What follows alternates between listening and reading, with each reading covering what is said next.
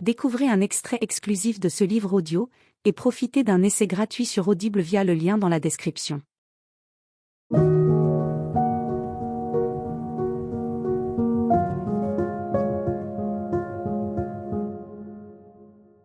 Chapitre 2. Un autre prisme. Mon retour en France marque le début de ma transparence. Désormais, tous les regards se focalisent sur mon fils et non plus sur moi. Mais bizarrement, ne plus être sur le devant de la scène, disparaître derrière mon enfant est une sensation qui me plaît. J'ai comme l'impression que désormais, il y a quelque chose devant moi, au-dessus de moi, plus fort que moi. J'ai toujours été de nature plutôt auto-centrée, au sens où j'ai toujours fait ce que je voulais, mais, je vous rassure, en version gentille qui ne fait pas souffrir les gens. J'ai sûrement fait du mal à certaines personnes, car cela nous arrive à tous à un moment ou à un autre de notre existence, mais pour ma part, cela n'a jamais été intentionnel.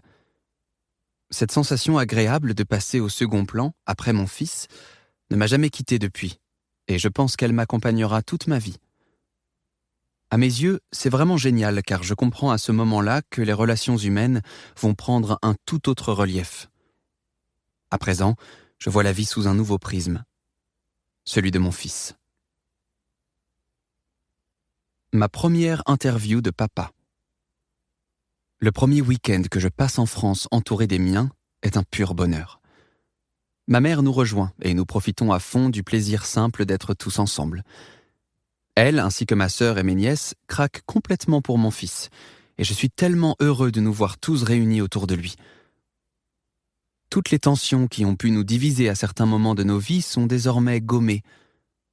Il ne me manque que mes 2 chiennes, que je n'ai toujours pas récupérées depuis mon retour en France.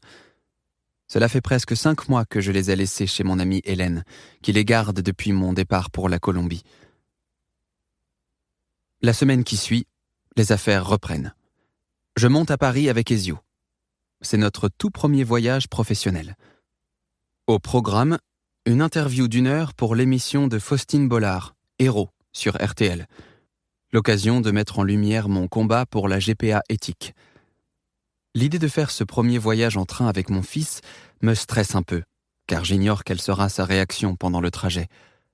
Nous venons de faire 20 heures d'avion pour rentrer de Colombie sans aucun problème, et je croise les doigts pour que tout se déroule de la même manière lors de ces quelques heures de train.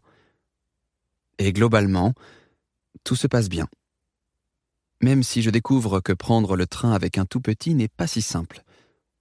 Heureusement que je n'ai jamais pesté contre des parents qui voyageaient avec des enfants, car je me rends compte qu'en réalité, en tant que parents, nous sommes davantage dérangés par la gêne que nous occasionnons aux autres qu'à nous-mêmes. Quand mon fils pleure...